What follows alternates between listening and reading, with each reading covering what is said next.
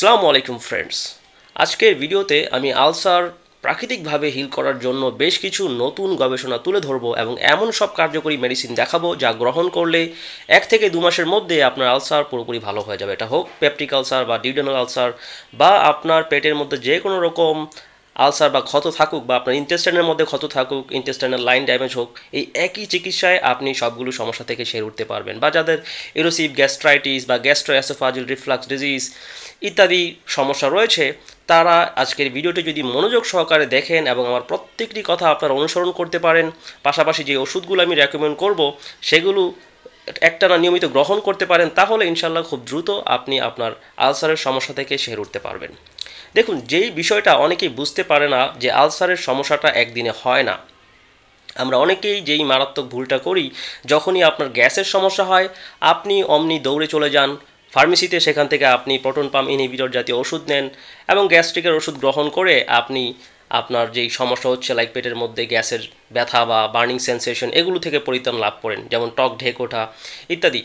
কিন্তু এই জাতীয় ওষুধ নিয়মিত গ্রহণ করার জন্য তৈরি করা হয়নি। আপনি যদি প্রতিনিয়ত প্রোটন পাম্প ইনহিবিটরস জাতীয় ওষুধ গ্রহণ করেন, এটা আপনার স্টোমাক অ্যাসিডকে কমিয়ে দেয়, যার ফলে আপনার খাবার হজম হতে আরও সময় বেশি লাগে, আপনি আপনার খাবার থেকে অনেক পুষ্টি শোষণ করতে পারেন না। আর যখন আপনার খাবার বেশি সময় নিয়ে হজম হয়, বেশিক্ষণ পেটে পড়ে থাকে, সেটা আপনার পেটের মধ্যে স্টোমাক অ্যাসিড কমে যাওয়ার ফলে ক্ষতিকর ব্যাকটেরিয়ার পরিমাণ বৃদ্ধি করে দিতে পারে, যেমন আপনার এইচ পাইলোরি ইনফেকশন। সো আপনি যদি নিয়মিত গ্যাসের ওষুধ খান, আপনার এইচ পাইলোরি ইনফেকশন হওয়ার ঝুঁকি অনেক বেড়ে যায়। না, বর্তমানে অজস্র মানুষ এইচ পাইলোরি ইনফেকশনে আক্রান্ত হচ্ছে এবং এই ব্যাকটেরিয়া আপনার পাকস্থলীর ভিতরের ইনার লেয়ারকে ক্ষতিগ্রস্ত করতে না পারে। এই জন্য আল্লাহ পাক সেখানে দিয়েছে একটি মিউকাস মেমব্রেন, যেটা আপনার স্টোমাককে প্রোটেক্টেড রাখে ক্ষতিকর অতিরিক্ত হার্শ অ্যাসিড থেকে। কিন্তু যখন আপনি প্রোটন পাম্প ইনহিবিটর জাতীয় ওষুধ গ্রহণ করেন, এটা আপনার স্টোমাক অ্যাসিডের পরিমাণ কমিয়ে দেয়, ফলাফলস্বরূপ সেখানে এইচ পাইলোরির মতন ব্যাকটেরিয়ার পরিমাণ বেড়ে যায় এবং সেটা আপনার স্টোমাক লাইনিংকে ড্যামেজ করে, আলসারের সৃষ্টি করে।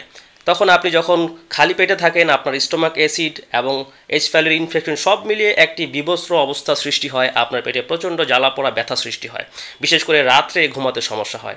সো আজকের ভিডিওতে আমি দেখাবো কি করে আপনি খুব সহজেই এ জাতীয় ভুল থেকে বের হয়ে আসতে পারেন। যেমন গ্যাস্ট্রিকের ওষুধ নিয়মিত গ্রহণ না করা, যদি আপনার হজমের সমস্যায় থাকে তাহলে আপনার উচিত প্রাকৃতিক সমাধান খোঁজা, কারণ আপনার কিছু ভুলের জন্য আপনার হজমের সমস্যা হচ্ছে। আপনি যদি অতিরিক্ত ভাজা পোড়া খাবার গ্রহণ করেন বা অতিরিক্ত সুগারি ফুডস গ্রহণ করেন, সুগারি ফুডস ডেফিনেটলি আপনার অন্ত্রের মধ্যে, আপনার পাকস্থলীর মধ্যে ক্ষতিকর ব্যাকটেরিয়াকে বাড়িয়ে দিবে।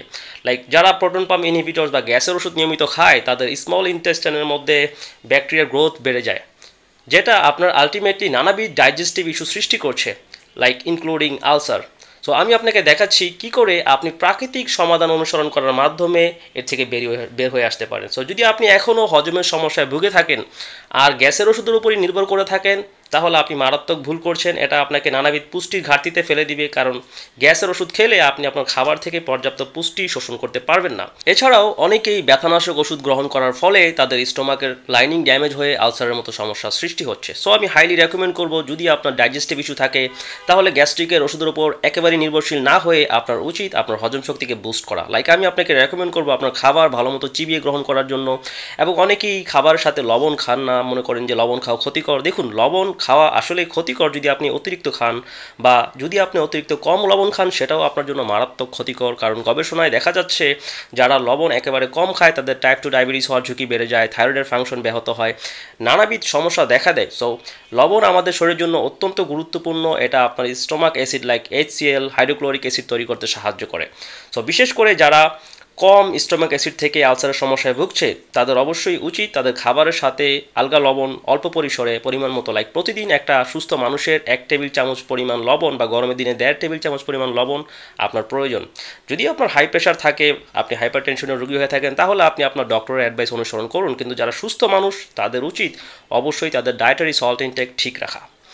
দেন আমি আপনাকে রেকমেন্ড করব খাবার ভালো মতো চিবিয়ে খাওয়া, খাবার খাওয়ার পর সাথে সাথে পানি গ্রহণ না করা। কারণ আপনি যদি খাবার খেয়েই পানি গ্রহণ করেন, সেটা আপনার খাবার হজম করার প্রক্রিয়াকে স্লো ডাউন করে দিবে, যেটা আপনার এইচ পাইলোরির মতো ইনফেকশন হওয়ার ঝুঁকি বাড়িয়ে দিবে। এছাড়াও অনেকে খাবার খেয়েই শুয়ে পড়ে। আপনি যদি খাবার খেয়েই শুয়ে থাকেন সেটাও আপনার এইচ পাইলোরি ইনফেকশন হওয়ার ঝুঁকি বাড়িয়ে দিবে, আপনার আলসার হওয়ার ঝুঁকি বাড়িয়ে দিবে, বা গ্যাস্ট্রিকের সমস্যা, গ্যাস্ট্রোএসোফেজিয়াল রিফ্লাক্স ডিজিজ ইত্যাদি নানাবিধ আপনার হজমজনিত সমস্যা সৃষ্টি হবে।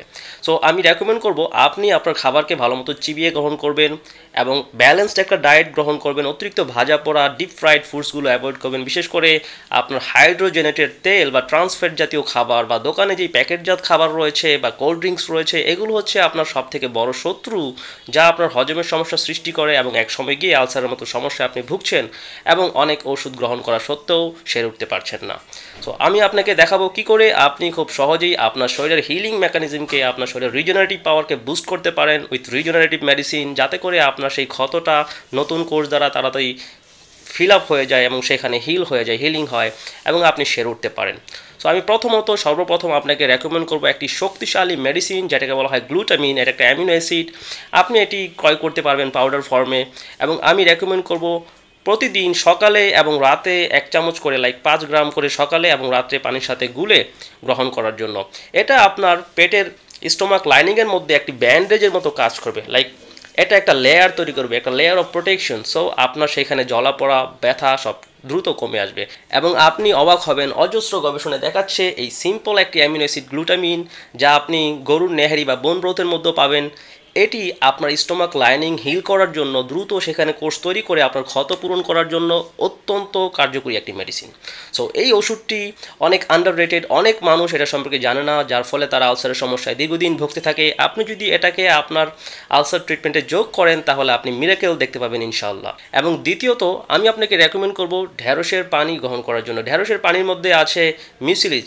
এই মিউসিলিজটা হচ্ছে একটা এমন হাইলি সোলেবল ফাইবার, যেটা আপনার স্টোমাক লাইনিংয়ের মধ্যে আরও একটি প্রোটেক্টিভ লেয়ার দিবে এবং আপনাকে জ্বালা পোড়া বা ব্যথা থেকে সুরক্ষা দিবে। পাশাপাশি এটার আরও অনেক বেনিফিশিয়াল ইফেক্ট রয়েছে। গবেষণায় দেখা যাচ্ছে এটা আপনার অন্ত্রের মধ্যে খারাপ ব্যাকটেরিয়ার পরিমাণকে কমিয়ে দেয় এবং ভালো ব্যাকটেরিয়ার পরিমাণ বাড়িয়ে দেয়, আপনার হজম শক্তিকে বাড়িয়ে দেয়, আপনার লিভারের স্বাস্থ্য উন্নত করে এবং ওভারঅল আপনার কনস্টিপেশন দূর করে আলসার হবার যে প্রাইমারি কজগুলো রয়েছে গ্যাস্ট্রিকের সমস্যা ইত্যাদি কমিয়ে নিয়ে আসে।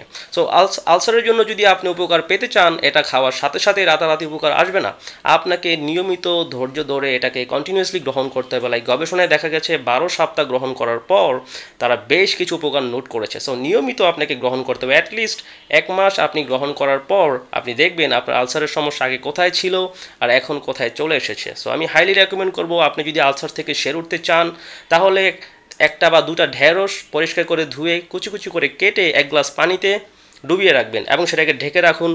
সকালে এই পানিটা নাড়া দিয়ে আপনি এটাকে স্ট্রেনারের সাহায্যে ছেঁকে তারপর শুধু পানিটা গ্রহণ করুন।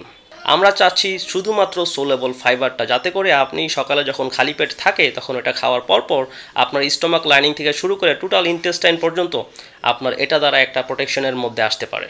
সো প্রতিদিন সকালে সপ্তাহে অন্তত কম করে হলো 4 থেকে 5 দিন আপনাকে এই ঢ্যাঁড়সের পানি আমি খাওয়ার জন্য রেকমেন্ড করব।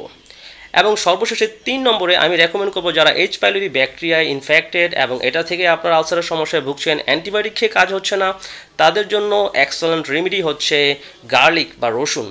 রসুনের কার্যকারিতা এইচ পাইলোরি ধ্বংস করার জন্য এতই বেশি যে আমি এটাকে 1 নম্বর মেডিসিন হিসাবে বিবেচনায় রাখবো আপনার এইচ পাইলোরিকে ধ্বংস করার জন্য। সো যদি আপনি বর্তমানে এইচ পাইলোরি ইনফেকশনের ব্যথায় ভুগে থাকেন, এই মুহূর্তে যদি আপনার ব্যথা থাকে, আপনি এখনই একটি কাঁচা রসুন চিবিয়ে অল্প একটু পানির সাথে গ্রহণ করুন, আপনি দেখবেন সাথে সাথে আপনার ব্যথা থেমে যাবে। এটা এই জন্য যে এটা খুব ইমিডিয়েট অ্যাকশন নিয়ে আসে, এইচ পাইলোরি ব্যাকটেরিয়াকে ধ্বংস করে ফেলে। এবং আপনি যদি নিয়মিত 1 কোয়া কাঁচা রসুন চিবিয়ে পানির সাথে গ্রহণ করেন, আপনার ব্লাড প্রেশার উপর নিয়ন্ত্রণ করে। যারা লো ব্লাড প্রেশারের রোগী রয়েছেন তারা এটা একটু কমিয়ে গ্রহণ করতে হবে আপনার ব্লাড প্রেশার অনুযায়ী। বাট যাদের ব্লাড প্রেশার ঠিক রয়েছে, আপনারা সপ্তাহে 5 দিন 6 দিন রসুন নিয়মিত খেতে পারেন 1 কোয়া করে খালি পেটে। তাহলে কি হবে, আপনার এইচ পাইলোরি ব্যাকটেরিয়াগুলো ধ্বংস হয়ে যাবে, সেগুলোর পরিমাণ কমে আসবে। এবং সবথেকে ভালো বিষয়, যাদের অ্যান্টিবায়োটিক রেজিস্ট্যান্স রয়েছে তাদের জন্য এটা অত্যন্ত দ্রুত কাজ করবে। So that's it. যদি আপনি আলসার থেকে সেরে উঠতে চান তাহলে এই 3টি মেডিসিন হতে পারে আপনার জন্য লাইফ চেঞ্জার, যা আপনি নিয়মিত গ্রহণ করলে আপনার আলসারের সমস্যা সেরে উঠবে। আপনার গ্লুটামিন, ওকরা ওয়াটার বা ঢ্যাঁড়সের পানি, অ্যান্ড দেন গার্লিক বা রসুন। সো ডিয়ার ফ্রেন্ডস, আমি পরবর্তীতে আলসার নিয়ে আরও বেশ কিছু ভিডিও করব, যেখানে আরও শক্তিশালী বেশ কিছু মেডিসিন থাকবে, এমন সব মেডিসিন যার সম্পর্কে কেউ আগে শোনেনি। So that's it. ভিডিওটি দেখার জন্য অসংখ্য ধন্যবাদ। আল্লাহ হাফেজ।